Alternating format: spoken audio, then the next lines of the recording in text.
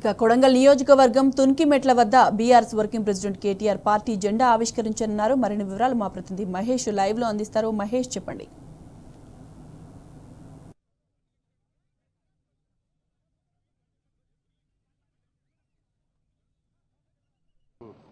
Party జెండా ఆవిష్కరించారు.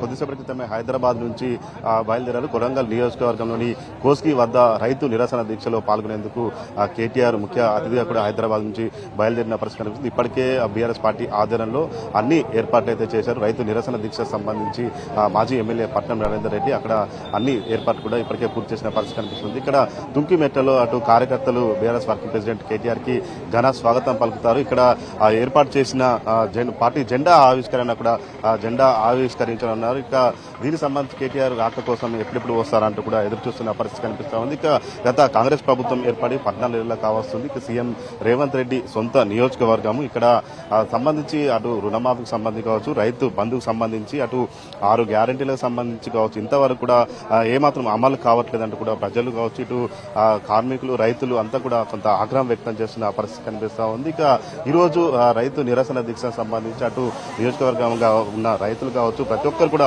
పాల్గొనే అవకాశం అయితే కనిపిస్తా ఉంది. ప్రస్తుతం మనతో పాటు స్థానిక నేతలు చెప్పండి, ఈ రోజు BRS party working president KTR గారు నియోజకవర్గంలో పర్యటించినారు. ఎట్లాంటి ఏర్పాటు చేశారు, ఎట్లా ఉంది ఇక్కడ? మంచిగా రైతులతో మంచిగా సంతోషంగా స్వచ్ఛందంగా రావడానికి సిద్ధంగా అయిపోయినారు. ఎప్పుడు వస్తుండే కేటీఆర్ అని, ఎందుకంటే రైతు బీమా లేదు, రైతు బంధు లేదు, కళ్యాణ లక్ష్మి లేదు, షాదీమార్ లేదు, తులం బంగారం లేదు. ఆ రకంగా ప్రజలందరూ స్వచ్ఛందంగా రావడానికి మేము ఇంత లిమిటెడ్ కార్యకర్తలు రమ్మన్నా మేము ముందుకు వస్తాం. మీరు ఏమి ఇవ్వకుండా మేము డబ్బులు తీసుకోకుండా స్వచ్ఛందంగా రాయి కేటీఆర్ మీటింగ్ సక్సెస్ చేద్దామని చెప్పి ప్రజలు తహతహలాడుతున్నారు. ఎప్పుడు వచ్చినా, ఏ గంటలు వచ్చినా కూడా ఆయనకు బ్రహ్మరథం పట్టడానికి ప్రజలు సిద్ధంగా ఉన్నారు. ప్రతి స్టేజ్ దగ్గర కూడా. ఎట్లా ఉంది 14 నెలలు కాంగ్రెస్ ప్రభుత్వం 14 నెలల పాలనలో ప్రజలు విసిగెత్తిపోయారు పాలన మీద. ఆయన మాటలు కోటలు దాడుతున్నాయి, చేతలు కడప దాడతలేదు. అలాంటి మాటలతోటి ప్రజలను మభ్యపెట్టి అధికారంలో వచ్చింది కాబట్టి ప్రజలు ఆయన ఏందో అనేది చూసుకున్నారు. చెప్పండి, ఇప్పుడు ప్రస్తుతం ఎట్లా స్వాగతం పలకబోతున్నారు? ఎట్లా ఉంది నియోజకవర్గంలో? ఎలాంటి పరిస్థితి నెలకొన్నాయి? 14 నెలలు అవుతుంది సీఎం రేవంత్ రెడ్డి సొంత నియోజకవర్గం. ఎట్లా ఉంది పరిస్థితి ఇక్కడ? 14 నెలలు అవుతుంది ఇక్కడ రేవంత్ రెడ్డి కాంగ్రెస్ ప్రభుత్వం ప్రజాప్రభుత్వం అని అంటున్నారు. అదేవిధంగా ఈరోజు 14 నెలలకు రైతు దీక్ష అనేది మన నరేందర్ రెడ్డి, మాజీ ఎమ్మెల్యే నరేందర్ రెడ్డి గారి ఆధ్వర్యంలో కోస్గికి మీటింగ్ ఉంది. మా కొడంగల్ నియోజకవర్గం నుంచి రాగానే తుంకిమెట్ల ఫస్ట్ విలేజ్ ఇక్కడ స్వాగతం పెద్ద ఎత్తున యువకులు గాని, స్టూడెంట్ గాని, ప్రతి ఒక్క సంఘాలు గాని, ప్రతి ఒక్కరు పెద్ద ఎత్తున ఆహ్వానం పలకడానికి సిద్ధంగా ఉన్నారు. అదేవిధంగా ఇప్పుడు మొన్న మన సీఎం కాన్ఫరెన్స్ లో ఒకటి ఇది రైతు బంధు, ఇంద్రమ ఇల్లు, రైతు భరోసా, ఆత్మీయ భరోసా ఇవన్నీ పెట్టిండ్రు. ఇవన్నీ 4 పథకాలు జనవరి 26న అదొకటి. 26న నైట్ ఓపెనింగ్, నైట్ 26 తర్వాత మధ్యాహ్నం 12 గంటలకు మీకు టికా పడతా అన్నాడు. టికా లేదు, టకా లేదు వరకు. అదేవిధంగా ఇప్పుడు ఇదంతా ఏమైనా మొన్న దరఖాస్తులు తీసుకున్నారు. మొన్న మనకు ఏంది ప్రజాపాలన దరఖాస్తులు కానీ, మన ఇంటికి వచ్చి కానీ మీకు ఇందిరమ్మ ఇల్లు ఇస్తామంటని. అదేవిధంగా దరఖాస్తులు అయిపోయినాక కమిటీ, ఇందిరమ్మ కమిటీ వేసినారు. ఆ కమిటీ ఎట్లుందంటే ప్రజాపాలన అనుకుంటేనే కాంగ్రెస్ పాలన ఉంది అనమాట. వాళ్ళ కమిటీ వాళ్ళే ఉన్నారు. ప్యూర్ గా ఇల్లు లేని వాళ్ళు, స్వేచ్ఛందంగా ఇల్లు లేని వాళ్ళకు ఇస్తలేరు. వాళ్ళే కార్యకర్తలు రాసుకున్నారు. విలేజ్ కి వాళ్ళు ఏం మాట చెప్తున్నారు అంటే మీకు 305 వచ్చినాయి, 160 వచ్చినాయి పలానా విలేజ్ కి, ఇవన్నీ చెప్తున్నారు. వచ్చేది 300 కాదు, 3 గిట్ట రావట్లేదు ఇదివరకు. మొన్న ఏమన్నారు, మనకు 10 రోజుల్లో ఇస్తామన్నారు ఇదివరకు ప్రొసీడింగ్ పేపర్. ఇదివరకు ప్రొసీడింగ్ లేదేం లేదు. ఇప్పుడు ఏమంటారు అంటే స్థానిక సమస్యలు ఎలక్షన్లు ఉన్నాయి. ఆ స్థానిక సమస్య ఎలక్షన్ కోసము మీకు బరాబర్ వస్తాయి. మీకు ప్రతి ఒక్క విలేజ్ కి మనకు 300, మా విలేజ్ తుంకిమెల్ల విలేజ్ లో 305 విలేజ్లు 305 ఇండ్లు శాంక్షన్ అయినాయి అంటున్నారు. మళ్ళీ ఆ శాంక్షన్ అయింది కదా, కమిటీ ఉంది. ఆ కమిటీ కూడా స్పష్టంగా ఏది చెప్తలేదు ఎవరికి వచ్చింది ఏమి అనేది. క్యాజువల్ గా గిన్ని ఇండ్లు పలానా విలేజ్ కి గిన్ని ఇండ్లు అవసరమంటని ఇచ్చారు. ఆ అవసరాన్ని బట్టి లిస్టు చదివారు అంతే. ఈ పబ్లిక్, అమాయక పబ్లిక్ ఏమనుకుంటున్నారు అంటే నాకు వస్తుందేమో, నా కోసం ఒక ప్రలోభన అంతే. ఇస్తారేమో ఆశ. ఇప్పుడు ఆశ చెప్పుకుంటేనే 14 నెలలు అవుతుంది మనకు రైతు బంధు రాక. ఇప్పుడు ఆయన చెప్పింది కేసీఆర్ ఉన్నప్పుడు ఏమన్నారు, 2 పంటలకు వేస్తా నేను, 2 పంటలకు కేసీఆర్ వేస్తున్నా, నేను వచ్చినాక 3 పంటలకు బిచ్చంలాగా 2 సార్లు వేస్తున్నా, నేను వస్తే 3 సార్లు వేస్తున్నాను. మొదటికి మోక్షం లేదు ఇప్పుడు రైతు బంధు లేక. ఇప్పటికే ప్రతి ఒక్క ఎకరానికి ఒక వ్యక్తికి 17,500 బాకీ ఉన్నాడు. ఇది అదేవిధంగా ఈరోజు ఆ బాకీని ఇక్కడ మా కొడంగల్ నియోజకవర్గం నుంచే మా సీఎం గారికి మా ఆదివారంలో మా కేటీఆర్ గారి ఆదివారంలో ఇక్కడ నుంచే మేము ఆ బాకీని నిలదీస్తామని ఈరోజు మా మాజీ ఎమ్మెల్యే నరేంద్రన్న గారు ఇక్కడ దీక్ష పెట్టిండు.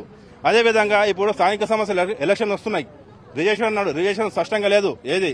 ఇప్పుడు ఆయనకు 14 నెలల పరిపాలనలో ఈ స్థానిక సమస్యలో అతనికి తగిన గుణపాఠము చెప్పడానికి ఇక్కడ పబ్లిక్ సిద్ధంగా ఉన్నారని తెలియజేస్తున్నాం. గ్రామ సభలు పెట్టారు, దరఖాస్తు చేసుకున్నారు, మళ్ళీ రేషన్ కార్డుల పేరు మీద అటు మీ సేవల చుట్టూ కూడా తిప్పుతున్న పరిస్థితి ఉంది. నియోజకవర్గంలో ఎట్లా ఉంది ఇక్కడ గ్రామ సభలు? ఫస్ట్ టైం గ్రామ సభలు ఇప్పటికీ 14 నెలల్లో 3 సార్లు పెట్టిండ్రు. ప్రజాపాలన అంట ఎవరు అధికారంగా ఎవరు లేరు, వాళ్ళే లీడర్లు, వాళ్ళే అధికారులు, వాళ్ళే విచ్చలవిడిగా అయిపోయింది.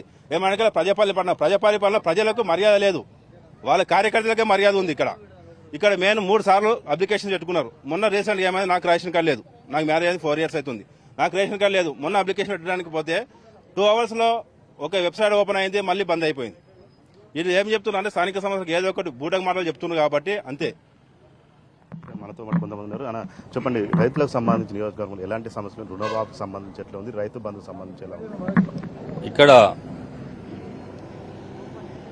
ఈ 14 నెలల క్రితం ఉన్నటువంటి టీఆర్ఎస్ ప్రభుత్వము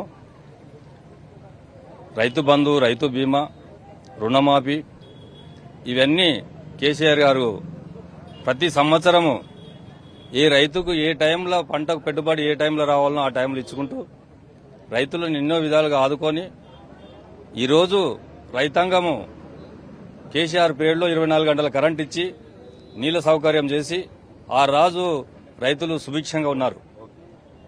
అదే ఎలక్షన్ టైంలో ఇదే ఇప్పుడైనా ముఖ్యమంత్రి గారు 6 గ్యారంటీలు అని చెప్పి ప్రజలను మభ్యపెట్టి 10,000 ఇచ్చే దాన్ని మేము 15,000 ఇస్తామని చెప్పి 2,000 పింఛన్ 4,000 చేస్తామని చెప్పి ఆడపిల్లలకు 2,500 ఇస్తామని చెప్పి చదువుకున్న పిల్లలకు స్కూటీలు ఇస్తామని చెప్పి ఎన్నో విధాలుగా జనాలను మభ్యపెట్టి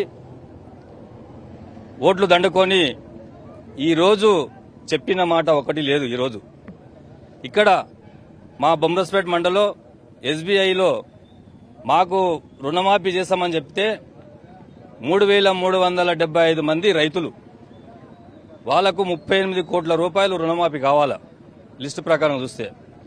ఈరోజు 1900 మందికి రుణమాఫీ వచ్చింది, 17 కోట్ల రూపాయలు మాత్రమే వచ్చినాయి. ఇంకా 18 కోట్ల రూపాయలు రావాలి, ఇప్పటి వరకు రాలేవు. రుణమాఫీ 2 లక్షలు అని చెప్పారు, లిస్టు పెట్టారు.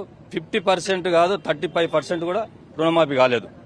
రైతులకు ఆ రోజు కరోనా ఎంత వచ్చినా కట్టుకాలం వచ్చినా కేసీఆర్ గారు పంటలు పెట్టుబడి టైం లోపల మాకు పెట్టుబడి ఇచ్చాడు.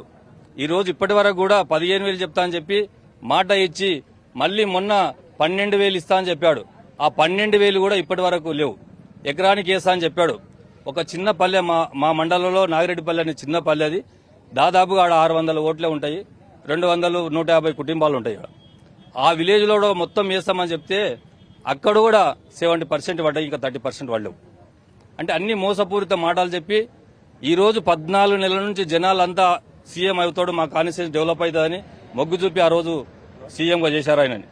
కానీ ఆ రోజు నుండి ఇప్పటి వరకు ఏమి హామీలు నెరవేరనందుకు ఈ రోజు కేసీఆర్ గారు ఇచ్చిన పిలుపుకు, కేటీఆర్ గారు ఇచ్చిన పిలుపుకు, నరేందర్ రెడ్డి గారు ఇచ్చిన పిలుపుకు ప్రతి తండాలో, ప్రతి గూడెంలో, ప్రతి విలేజ్ లో స్వచ్ఛంగా ఈరోజు రైతు దీక్షకు రానికే జనాలు మేము ఎక్కడ పోయినా కూడా మేము వస్తాము, మాకు మోసం చేశాడు, 6 గ్యారెంటీలు వేయలేడు, ఇప్పటి వరకు మాకు ఏ పనులు అవుతలేవు, ఏం చేస్తలేరు, ప్రతిదీ అప్లికేషన్ పెట్టమంటారు, తీసుకుంటారు. ఇప్పటికీ 3-4 సార్లు ఊళ్ళో గ్రామ సభలు అయినాయి, అప్లికేషన్ పెట్టుకున్నారు. మొన్న రీసెంట్ గా మీరు పెట్టుకున్న అప్లికేషన్ కే మేము రేషన్ కార్డు ఇస్తామని చెప్పారు. నిన్న మొన్న మళ్ళీ ఏం చేశారు, మళ్ళీ ఆన్లైన్ లో మళ్ళీ రేషన్ కార్డుకు దరఖాస్తు పెట్టుకోమని చెప్తారు. అంటే ఒక పరిపాలన అనేది ఒక సవ్యంగా గానీ, ఒక పద్ధతి ప్రకారం గానీ, ఒక అడ్మినిస్ట్రేషన్ అనేది ఏ విధంగా నడుస్తున్నదని మాకు అర్థమైతలేదు. ఉదయం ఒక మాట, మధ్యాహ్నం ఒక మాట, రాత్రికి ఒక మాట. అంటే ప్రజలంతా చాలా విసిగిపోయారు. ఏదంటే ఆశ చెప్పి ఆ రోజు ప్రజలను మోసం చేసి సీటు సంపాదించుకున్నారు, అంతేగాని ప్రజల కోసానికి, బాగోగుల కోసానికి ఇప్పటి వరకు ఏది చేస్తలేరని ఇక్కడ మీకు అందరికీ ప్రజలు చాలా, మీరు ఇంకా కొద్దిసేపు అయితే చూస్తారు ప్రజలు ఏ విధంగా వస్తారు, ఎంత గవర్నమెంట్ కోసానికి ఎంత వ్యతిరేకత ఉన్నారనేది మీరే ప్రజానికానితోటి తెలుసుకొని చూడగలుగుతారని చెప్తున్నారు. మనతో పాటు కొంతమంది చెప్పండి, ఇప్పుడు బీఆర్ఎస్ పార్టీ ఆధ్వర్యంలో రైతు దీక్షలు చేపడుతున్నారు. పెద్ద ఎత్తున కూడా స్వచ్ఛందంగా రైతులు కావచ్చు, ప్రజలు కూడా వస్తున్న పరిస్థితి కనిపిస్తుంది. ఈ రోజు నియోజకవర్గంలో కోస్గిలో ఏర్పాటు చేసే రైతు దీక్ష ద్వారా ప్రభుత్వానికి ఎలాంటి మెసేజ్ ఇవ్వబోతున్నారు? ఈరోజు రైతులు ఎంత కసిమిన ఉన్నారనంటే ఇప్పుడే కూలిపోయింటే బాగుండే ప్రభుత్వము, కేసీఆర్ ప్రభుత్వం వచ్చింటే బాగుంటున్నాయని వేకన్లతో ఎదురుచూస్తున్నారు. ఈ కేటీఆర్ అన్న రాకతోటి ఈ కొడంగల్ ఉన్న రైతులు చాలా పెద్ద భారీ ఎత్తున సభకు తరలి వస్తారు. మీరు చూస్తారు, నిజమది. ఎందుకనంటే ప్రభుత్వం ఏర్పడిన 14 నెలల నుంచి సంక్షేమ పథకాలు అసలు కరువైనాయి. గత ప్రభుత్వం చేసిన పథకాలను కొనసాగించడానికనే కష్టమైంది. అట్లాంటప్పుడు ఈ ప్రభుత్వము ఉండాలన్నా పోవాలన్నా ఒకటే సంతోషమే. ఎందుకనంటే కొడంగల్ నియోజకవర్గం నుంచి సీఎం, ఆ సీఎం అయితే మా కొడంగల్ చరిత్ర, మా రాత మారతాయని చాలా మంది ఆశించారు. కానీ అది ఎందుకనంటే ఆ కొడంగల్ కాన్సెన్స్ నుంచి బయటకు పోతే వేరే కాన్సెన్స్ ప్రజలు ఎట్లా తిడుతున్నారు అని అంటే కొడంగల్ అంటే తిడుతున్నారు. ఎందుకు తిడుతున్నారు అని అంటే అరే మీరేనయ్యా మీ తోటి సీఎం తోటి మాకు వచ్చింది ఇది.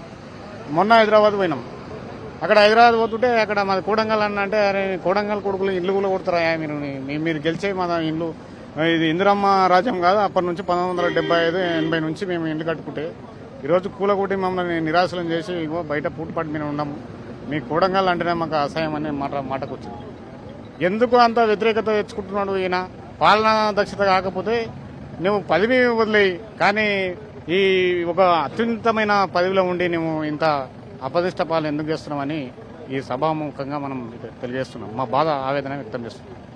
ఇది మొత్తంగా చూసినట్టయితే నియోజకవర్గంగా మొత్తం కూడా కొడంగల్ నియోజకవర్గం మొత్తం కూడా ఇప్పటి వరకు ప్రజలకు సంబంధించి ఎలాంటి లబ్ధి చేకూరదు. సొంత నియోజకవర్గం సీఎం రేవంత్ రెడ్డి సొంత నియోజకవర్గమైన ఇప్పటికీ 6 గ్యారెంటీలకు సంబంధించి ఎలాంటి అమలు కాలేదు. అదేవిధంగా 420 హామీలు ఇచ్చారు, దీనికి సంబంధించి కూడా ఎప్పటికీ అమలు కాలేదు. అదేవిధంగా అటు ఆ నియోజకవర్గంగా మొత్తం కూడా అటు రుణమాఫీకి సంబంధించి రైతులు ఎదురు చూస్తున్నారు, రైతు బంధు ఎప్పుడెప్పుడు పడతా అని ఎదురు చూస్తున్నారు. అంతేకాకుండా గ్రామ సభల పేరుతో ఇప్పటికే దరఖాస్తుల మీద దరఖాస్తు తీసుకున్న రేషన్ కార్డ్స్ లేవు, ఇలాంటి సంక్షేమ పథకాలు లేవంటూ కూడా ఇక్కడ నియోజకవర్గ ప్రజలు ఆగ్రహం వ్యక్తం చేస్తున్న పరిస్థితి కనిపిస్తుంది. ఇటు బీఆర్ఎస్ పార్టీ ఆధ్వర్యంలో చేపట్టబోయే కోస్గిలో చేపట్టబోయే రైతు నిరసన దీక్షకు సంబంధించి పెద్ద ఎత్తున రైతులు కావచ్చు, ఇటు స్థానిక ప్రజలు పెద్ద ఎత్తున కూడా స్వచ్ఛందంగా హాజరవుతారు. ఇటు దీని ద్వారా ప్రభుత్వం మీద ఉన్న వ్యతిరేకతను సభ ద్వారా చాటుతామంటూ కూడా బీఆర్ఎస్ శ్రేణులు చెప్తున్న పరిస్థితి కనిపిస్తూ ఉంది. Over to studio.